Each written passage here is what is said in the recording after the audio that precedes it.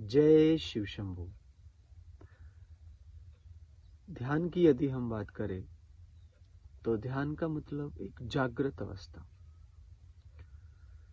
यानी होश साधना, जिसको साक्षी मात्र कहते हैं कि आप जब जिस भी अवस्था में हो उस वक्त उस क्षण उसी अवस्था में 100% देना, फोकस।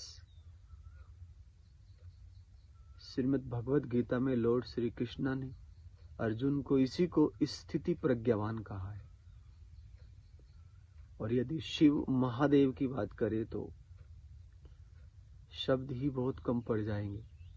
तो कहते हैं ना कि ध्यानी नहीं शिव सारसा, कि महादेव इस प्लैनेट के सबसे पहले योगी हुए जिन्होंने योग में, ध्यान में बहुत हाई लेवल का मैसेज दिया, कन्वे किया। और आज हम सभी उन्हीं से प्रेरणा लेके हम ध्यान पे, मेडिटेशन पे, योगा पे वर्क करते हैं।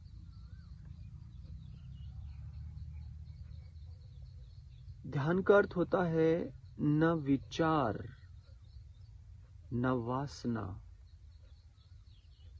न स्मृति, न कोई कल्पना। तो ध्यान का अर्थ होता है भीतर केवल मात्र होना।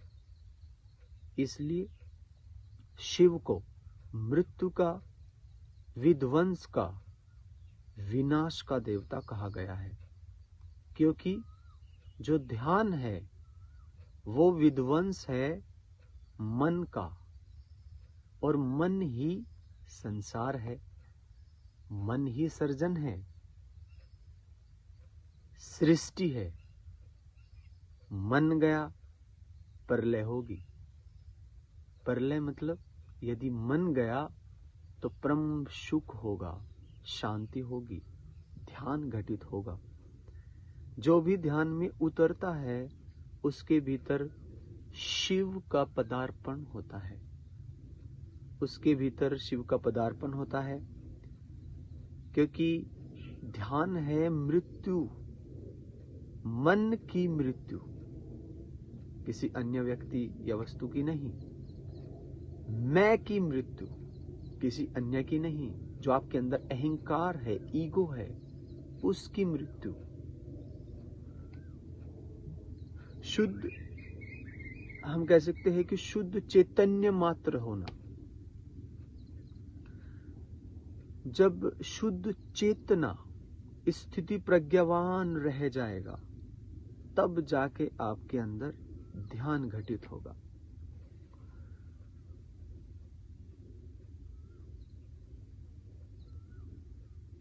जैसे कोई दर्पण, हम किसी दर्पण को जब देखते हैं तो दर्पण की स्थिति बिल्कुल खाली, स्पष्ट, ट्रांसपेरेंसी, मात्र खाली होना, एक दर्पण की तरह साफ, कि जैसी इसमें प्रतीति देखोगे ऐसी आपको दिखाई देगी। लेकिन आज हमने मुखौटा पहना हुआ है, मन इतने जाल बुनता रहता है, अहंकार के साथ, लोभ लालच के साथ, वासना के साथ, कि हम उनसे बाहर नहीं निकल पाते।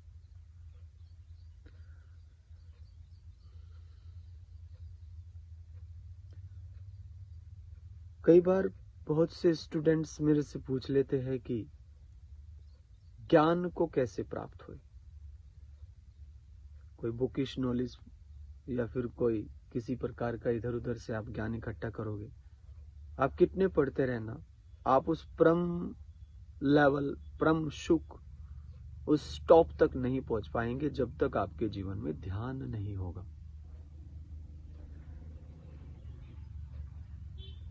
क्योंकि एक तो यात्रा है ध्यान की, और यदि ध्यान घटित होने लगा तो ध्यान से ही ज्ञान का जन्म होता है। जितना ध्यान करेंगे इतना ज्ञान बढ़ेगा। और सच्चाई तो ये है, ज्ञान हमारे भीतर ही बहुत गहराई में, बहुत सतह के अंदर पड़ा हुआ है। बस जरूरत है ध्यान की। जैसे जैसे आपका मन और आपके मन के अंदर जो आपके शत्रु है, वासना है, ईगो है, लोभ लालच है, मद है, ईर्ष्या द्वेष, जैसे उनकी मृत्यु होगी, जैसे उनका विध्वंस होगा, तुरंत आपके अंदर ध्यान घटित होगा। फिर आप पाओगे अपने आप को कि मैं परम सुख में हूं। क्योंकि जो हमारा चित्त है वो आनंद स्वरूप है। हमें खुश रहना ही है हर हाल में, यही हमारा चित्त है। लेकिन आज अज्ञानतावश इतनी चीजें हमने अपने साथ जोड़ ली, इतनी शर्तें, इतनी आशाएं, इतनी महत्वाकांक्षाएं जोड़ ली कि एक शर्त पूरी नहीं होती, इतने में दूसरी खड़ी हो जाती है और जीवन चलता रहता है और हम भूल जाते हैं जीना।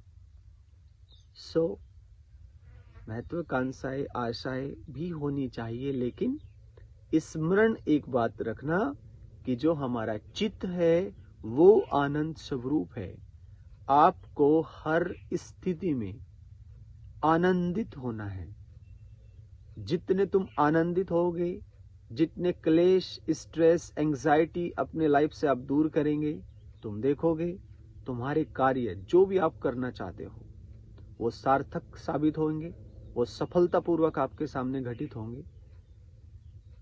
कब?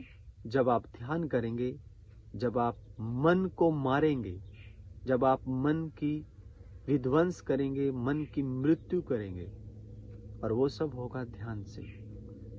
तो इसलिए जागृत अवस्था, जैसे कि हमने बताया, उस पर विचार करना, बिल्कुल होश पूर्वक रहना, तो तब जाके आप देखना कि आपके जीवन में अद्भुत